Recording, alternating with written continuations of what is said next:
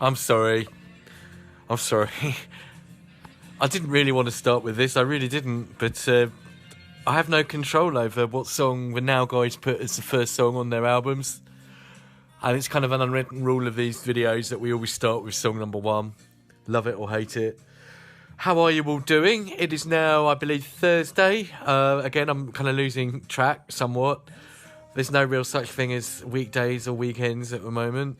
As always, personally positive, in a good headspace, but balanced with a lot of empathy and, sort of compassion for those who maybe are not feeling too good at the moment, either physically, mentally, or both. Things get better. D-Ream told us that. And love is all around. Wet told us that. Boy, did they tell us that. So, it's 1994, and we're on now 28. Another one that I've had a quick look through, a bit apprehensively. Just refresh my memory of some of the tracks. Been fairly pleasantly surprised, actually. So I know we've got at least a few good numbers on their way. We do start with this one, which is one of those songs that we all love to hate. Probably because it was immensely popular. It was number 1 throughout the summer, or through a long period of time. Was it in 4 Weddings and a Funeral, one of those Hugh Grant films? Chick flicks. So it was obviously very, very popular. It's not the first time Wet Wet Wet have started off on Now. They were on Now 12. I'm going to say it's not actually that bad, really. Compared to all the other Wet Wet Wet ballads, it's as good as any of the others, maybe better than some. I think it's an old Trog song. And far more interesting than this is a video of the Trogs in the studio. Please look it up. You will absolutely love it. If you need a laugh, just Google Trogs studio.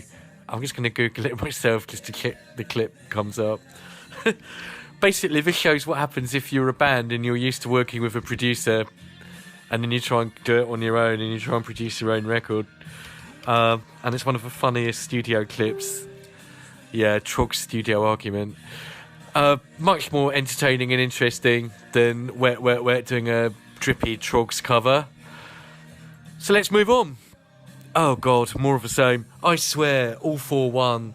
Another incredibly drippy ballad in a kind of Boys II Men mould. I Swear, maybe a good wedding slow song.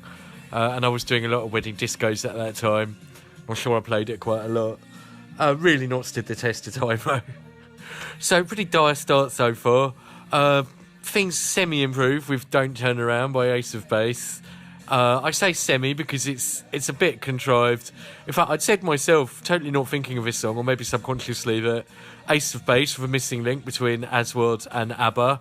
So it doesn't really come as a surprise that they'd pick an Aswad song. Actually a Tina Turner song, believe it or not. Not many people know that Don't Turn Around was a Tina Turner B-side before Aswad made it famous. Ace of Base, yeah, respectable cover, I suppose. That they kind of adapt it to their own Swedish pop reggae sound. And it's a passable third single. Now, talking of Aswad and good programming on the Now front here. Thank you. Aswad themselves. We've had an Aswad cover by Ace of Base. Here are the guys themselves. Been around through ages and ages, early 80s.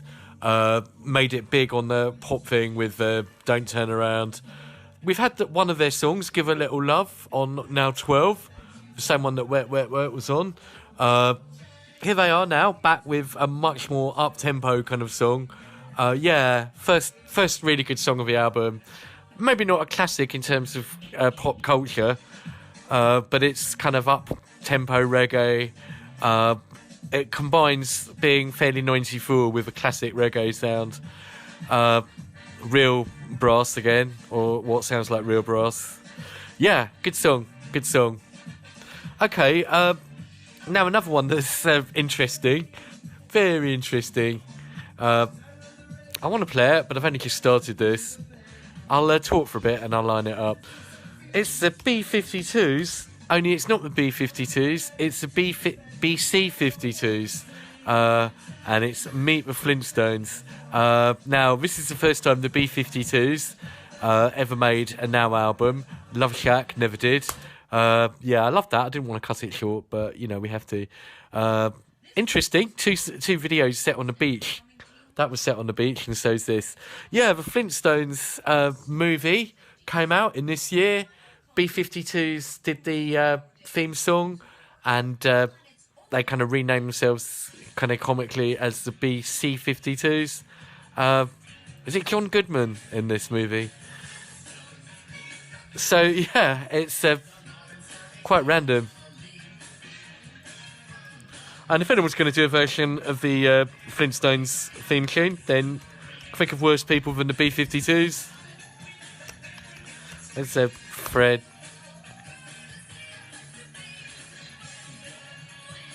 So, pretty wacky.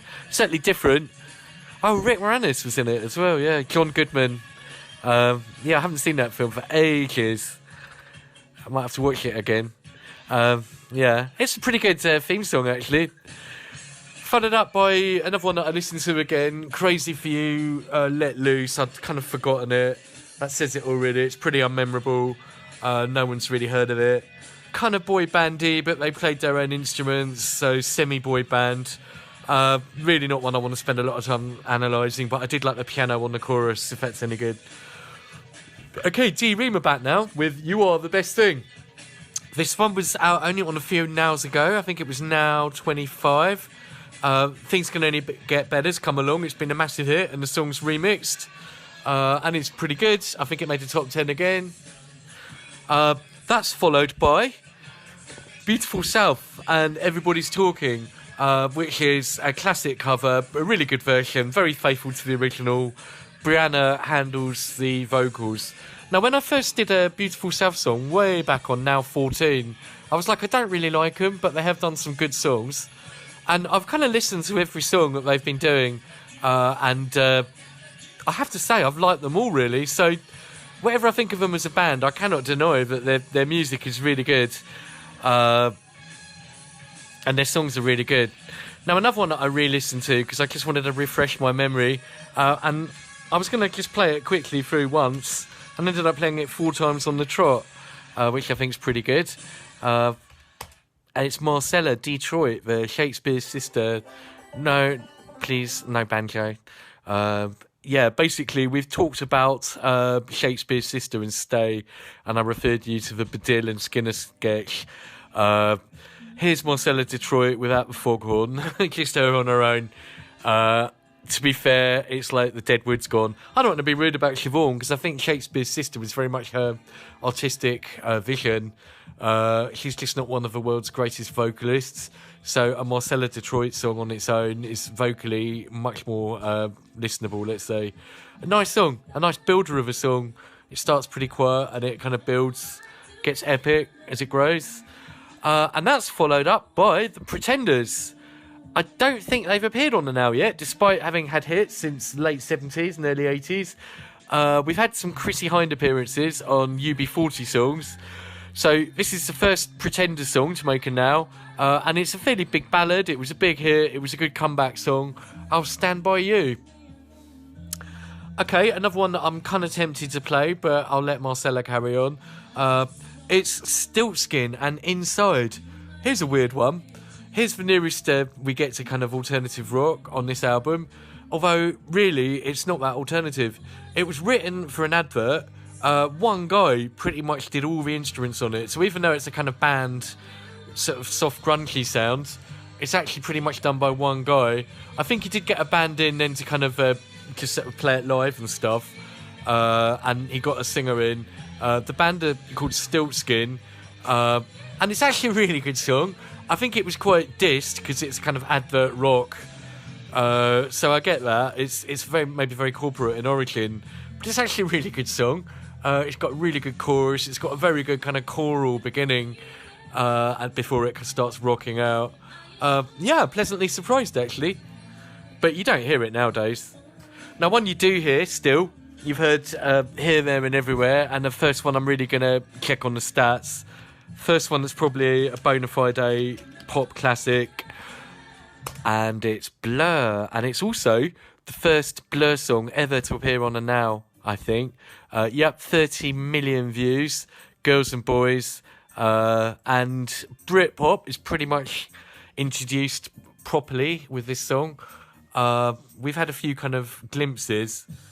But yeah, girls and boys, holiday song. All these songs about travel on holidays and stuff, they all seem like a bygone era in this current kind of climate. I know it's only temporary, but you know, it kind of makes you miss the things we take them for granted. Yeah, it's blur. Sonically, it's quite different from a lot of their stuff. It's kind of early 80s in a funny sort of way. It's got a kind of early 80s beat, and kind of weird stabby synth sounds. It's still basically indie rock, but it's kind of disco-y in a way as well, or post-disco. Yeah, good song, classic song. Followed by M People and Renaissance. Really not a Renaissance, more a slow death. It was just another Formula M People song. Not bad, but not great. Just a Step from Heaven, Eternal, something like their fourth single. Still pretty good, but you know, it's a fourth single. I'm glossing over a lot of these. There's really nothing to say, and I'm just not going to waste time over songs that are irrelevant. There's no point. If they're really bad, and I can call that out, yeah. And if they're really good. But if they're just nothingy, like Another Sad Love Song by Tony Braxton, which is literally another sad love song, there's nothing to say. There's nothing whatsoever to say about it. Searching China Black, slightly above average, a bit more reggae-ish, the kind of missing link between soul and reggae. Good band name, China Black, seeing as one of them was Chinese and the other was black. Pretty clever play on China White as well. So, good band name. I like the punning. Searching, yeah, not a bad song actually. Fairly uplifting. Kind of lovers reggae-ish. Kind of soul-y. Again, just not remembered. When was the last time anyone played a China Black song? But perfectly respectable. Okay, another classic, and we really needed one at this point, I think. Another all-time classic. See if you can spot it from the intro. And probably, if this is the right word, it might not be, the apotheosis. The apotheosis of a 94 reggae revival. Let me just check that word, because if I got it wrong and I look stupid. The apotheosis of the reggae revival. Dawn Penn. No, you don't love me. Yeah, apotheosis, the highest point in the development or something, a culmination or climax. So to call this the apotheosis of the 94 reggae movement, I think it's pretty fair. Absolutely classic song, absolutely brilliant, timeless song, instantly recognisable. I think it was an old song that had just been remixed. So in a way you could say it's not really very 94, but I don't think it had been a hit. And it was pretty obscure before. This was really when it became a hit single. Follow this one by more from Chuckademus and Pliers. I Want to Be Your Man. I liked all their songs really. I've not disliked a single one. But again, they're not earth-shattering. Only Murder, She Wrote is probably still a classic. Right, Always by Erasure. Real return to form for them actually. After some really iffy singles, covers, re-releases, Always was Erasure coming back to their best, and it actually really reminds me of Sparks. We'll be talking about them shortly, but yeah, it's one of their best. Vince's electronics are brilliant. It's really got the synths singing and gargling and tweaking and twinking and all their synth noises brilliantly. Really nice song, great melody. They finally, yeah, it's almost one of the best Erasure songs of all time actually. Which I was not expecting at this point, Always. Okay, a song that the title, Very Today, Prayer for the Dying, and I say a prayer for everyone dying and suffering from the coronavirus. It's still more neo-soul, kind of grown up, fairly mature. He's kind of left the Adamski days behind him. And, you know, like a lot of the songs on this side, nice, adequate. You could listen to them, you're not going to turn them off. But they're not remembered. There's only been about 2 or 3 really remembered songs on this side. Let's see if we do any better on the other side. It's time for some dance. And, well, this is dance. It's reggae stuff, really, but it's dance hall. Eurodance, let's say. Okay, well, not quite Eurodance, but an interesting one first up. Can we stick it on? It's The Grid and Swamp Thing. Now, we had a paradigm changer or a paradigm shifter with Dupe. Horrible, horrible, horrible song. I said at the start of the video, oh, it's not that bad, and then about a minute later I was pleading with myself to turn it off. But it did kind of set the template for this sort of bluegrassy, banjo kind of music mixed with house. The Grid have a bit of pedigree because one half of them is actually Dave Ball from Soft Cell. And so he'd been making kind of electronic synth music way long from the early 80s. Now they're back on a more ravey style. They'd had a few rave hits. A great song called A Beat Called Love. And then a fairly good one called Roller Coaster. Swamp Thing. This is one of those ones that's just on the fine line of not being a novelty record, but not far from it. Why? Because the beats are good. That's really the difference. If the beats are good, and it's not too novelty. It's basically just a banjo. It hasn't got silly voices and stuff. Unlike Everybody Gonfi Gone. Compare and contrast, actually. Quite interesting if you're into production and stuff. Two Cowboys, Everybody Gonfi Gone, which follows this. On one level, they're kind of the same. It's also got the kind of line dancing stuff. But on another level, it's really, really cheesy and unlistenable. Whereas this Swamp Thing's still listenable. What's the difference? Like I say, I think the beats are slightly harder here. Less kind of gimmicky in a way. Still good music. Two Cowboys is just horrible. Max, Getaway next. More Eurobeat. More in the rhythm is a dancer paradigm. You see, when I talk about these paradigms, what I'm saying is there's one song that paved the way and then a lot of copycats that really not done anything different. That they just kind of re-kicked it a bit.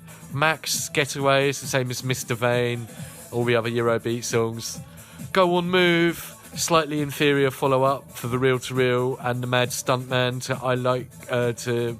What's it? I Like to Move It, Move It. Can't even remember. Yawn. Okay, another classic now. Another classic. I tell you what, there's not that many classics on here, but the ones that are bloody massive. Unbelievably, actually, this now coming up is The Prodigy's first ever appearance on a Now album. Trust me, if they'd been on it, I would have talked about it. And I think, sadly, it took kind of Keith's death to really just make us appreciate how important The Prodigy were. And this is one of their killer songs. This is from Music for the Jilted Generation. I've got the vinyl double album. And this is The Prodigy really, really kind of beefing their sound up into the 90s. Now, the vocal, I don't know where it originally comes from. You're No Good For Me. But I'd had it on an old house song by Hit House called Jack to the Sound of the Underground. I'm sure they got it from somewhere. Yeah, whole new kind of breaks. Definitely, by far and away, the heaviest breaks on a Now album now. Really complicated, skippy beats. Yeah, this is really refreshing. This just kind of blows all the other shit out of the water, really. In terms of stats, no, that can't be right. It says only 76,000. Maybe it's not the official video. I want to see how many of the official videos had. Trouble with YouTube sometimes, it doesn't put the official videos as the top one. But yeah, what else can I say about this? I think it's the album as a whole, really. Because it's rave music, but it's got a kind of social edge to it. Obviously, things like Their Law, Music for the Jilted Generation. Well, why was the generation jilted? We're talking people who grew up now. I guess I'm just at the fag end of it. I'm maybe growing up to the next generation at this point. I would have been... In fact, yeah, I would have been 20, around about the time this came out. 19 or 20. So who are the jilted generation and why? Answers in the comments, please. Right, followed up not very well. You and Me, a cappella. Fourth or fifth single, Syndrome. Just repeating themselves. Really not moved on. Hadaway, Ditto, Rock My Heart. I think it was his third or fourth single. Really nothing special. What Is Love had all the best of Hadaway. Life Was Alright. The Real Thing, 2 Unlimited. So we've had loads and loads of these Euro follow-up ones. God, another one, Sonic Surfers, Don't Give It Up. And another one, DJ Maiko, which at least was the Four Non-Blondes cover. All of these songs are totally forgettable. There's nothing to say about them. They're second-rate Euro. Light My Fire by Clubhouse featuring Carl. Slightly better. Still kind of Euro, but just not quite as cheesy, that one. Sorry I've skimmed over them. There's nothing to say. They all sound the same. They've all got the same instruments. They haven't really got proper tunes. They're all like drab follow-up singles by people who'd had better hits. If you want to hear Capella, listen to You Gotta Know. If you want to hear Hadaway, listen to What Is Love. If you want to hear 2 Unlimited, listen to No Limit. There's really no point in any of these songs. They're pointless. Right, The Real Thing by Tony DeBart. Sorry. Yeah, okay.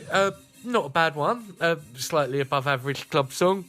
Fairly minimal in what it was. He had a fairly weak and kind of weedy voice, but at least it had something resembling a song in it and a lyric. And I quite like the kind of groove of it. So I'll give that one a pass, actually. Tony DeBart, The Real Thing. Okay, Sweet So My Sweet, CJ Lewis. Yet another 60s dancehall one in the O Carolina mould. I've said it before, I'll say it again. You dig out an old 60s song, you put a bit of dancehall on it, and you got a 93, 94 hit. Dedicated to the one I love, Ditto, Bitty McLean, albeit more of a cover, a straight vocal cover than a dancehall remake. I think it was the Mamas and Papas did that. Someone like that. Dedicated to the one I love. Who did that? At least we've got a good song coming up. Yeah, Mamas and Papas. Okay. So we've had a real run of utter shit, to be honest, on this side. Some of the worst stuff ever. But we've got a good one now. Now, it's quite funny, because I wasn't even thinking of this song when I said it. But when I was introducing En Vogue, and what was it? What's that song called? The one on Now 22, My Lovin'. I said they're kind of like a female... Well, no, they are... I said they're like a more singing version of Salt and Pepper. And so it's no surprise to see Salt and Pepper and En Vogue actually teaming up with What a Man. A song about me, obviously. Yeah, so basically 6 or 7 or how many ladies, I think, because it was Salt and Pepper and Spinderella and the 3 girls from En Vogue. Lots of women, anyway. Lots and lots of ladies. And yeah, basically it's the best of both worlds. The rap from Salt and Pepper, the singing from En Vogue. Yeah, nice. Certainly refreshing after everybody Gonfi gone. Yeah, so yeah, best of both worlds. Good collab, good duet. We follow this one up with Your Body's Calling by R. Kelly. Now, I've talked before, and actually this is quite interesting on a more cultural level than a musical level. I've said that, you know, what singers do in their private lives, it's not really my business. But if it impacts on the music, then obviously you can have a legitimate artistic criticism of it. And I think Your Body's Calling is a very good example where life and art can't really be separated. I'm going to read you these lyrics. Let me know what you think. I don't want to hold back any longer, baby. Tonight, I'm going to give you all the little things I know you've been waiting for, so brace yourself and listen. I hear you calling. Here I come, baby, to save you. Baby, no more stalling. These hands have been longing to touch you, baby. And now that you've come around to sing it my way, you won't regret it, baby, and surely won't forget it, baby. It's unbelievable how your body's calling for me. I can just hear it calling for me. Yeah, so he's saying that the person's body is calling for him. He's not saying their mouth's calling for him. He's not saying they've rung him up and called him. He's saying their body's calling.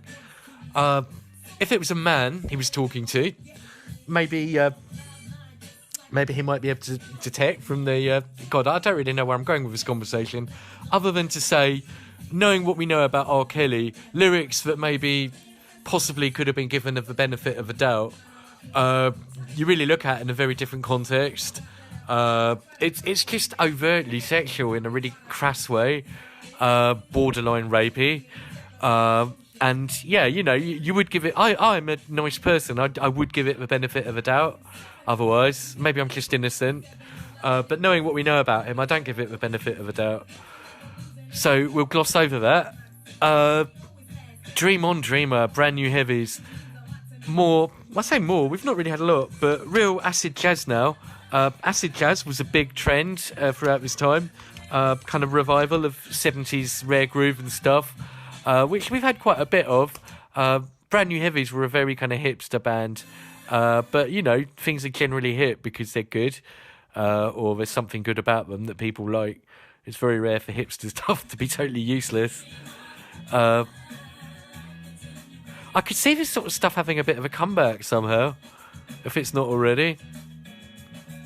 Maybe give it a few months.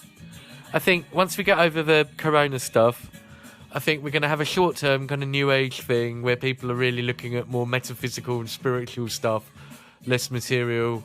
We're going to take a bit of a break from material stuff, I think, and we're going to be thanking God or whoever for our safety and for guiding us through this period. After that, I think we'll start having some more sophisticated kind of, stuff like this. So maybe about 2 or 3 years from now, maybe even 1 year, we'll be hearing stuff like this again. Interesting, actually. My first real prediction on one of these videos. At any rate, we follow this nice song up with Juliet Roberts, who really is a now mainstay. She's like the Jackie Graham of the 90s, if you remember her in the 80s ones. Always there, never memorable, never bad, caught in the middle, my heart beats like a drum. So, yep, Juliet Roberts doing more Juliet Roberts stuff. Okay, personal favourite now. One that I remember at the time I used to listen to when I was at halls in uni, very loud. And people used to laugh at me, I think. They were like, oh, it's Adam listening to his weird Glowworm song again. Yeah, I love this song. Still love it. It's back to the Euro kind of sound almost, but it's also very American. The vocal is fantastic. It's very gospel-y. All their songs are like Lord, oh Lord. Proper like... You know, I've not really talked about Christianity in these at all. I think I had a go at Donna Summer for going God when she started quoting bits of the Bible about God punishing people with AIDS. Let me just say, actually, I've researched that, and she said she never said that. This was in my Donna Summer I Feel Love video. So I do take that back if it's not true. How did I get onto that? Oh, yeah, talking about God and spirituality and stuff. I think if it's real and if it's not judgmental, if it's not using God to kind of hate on people, that I have a problem with. But when it's reaching out to God in humility, like this does, then it becomes transcendental, the creator. This is great. I love the video. Oh, yeah, it's just uplifting. This is the spirit of ecstasy to me, and the kind of spiritual side of house music. Yeah, Glowworm, Carry Me Home. So yeah, really, really like this one. And we follow it up with another novelty one. I think it was the Comic Relief. I can't see any other reason why they would have done it. Pet Shop Boys and Saunders and Lumley. Absolutely fabulous. Which is just basically Pet Shop Boys doing their stuff and jokes about Bolly and stuff. Fab Darling and all that. Yeah, I quite liked Absolutely Fabulous. It was very of its time. It had some great acting, some great comedy in it. So yeah, the series is probably more well known than the song. Now 28 then. There's a lot to kind of gloss over on this one. There really is. It's probably the most dross-filled so far.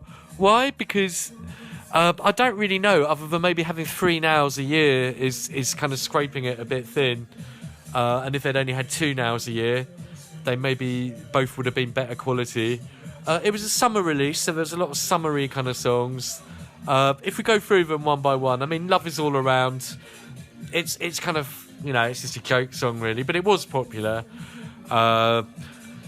Meet the Flintstones, a quirky one, but not really a classic, I don't think. Everybody's Talking About the Beautiful South, a classic song, but they didn't do the original. I Believe by Marcella Detroit. I'd forgotten it. I'd not played it for 25 years, but it's quite good. First real classic, and it's taken to track 12 to get there. The first unalloyed classic is Girls and Boys by Blur. Then some bland stuff. Second real classic, You Don't Love Me, Dawn Penn, 17. So we've really only had 2 classics on side 1. 2, let's see. No, God almighty. Really only the Prodigy Start the Dance. That's pretty much it, really, to be honest. In terms of classics, possibly What a Man, a little bit. For me, Glowworm, Carrying Me Home, but everyone else laughed at me for liking it. So really, this is the lowest yet in terms of all-time classics. I make it only 3 real classics, and maybe another 5 or 6 borderlines. But it's not too bad. It's got its moments. It's just really not one of the best. Let's hope that the next one's better. Thank you very much, everybody. See you later.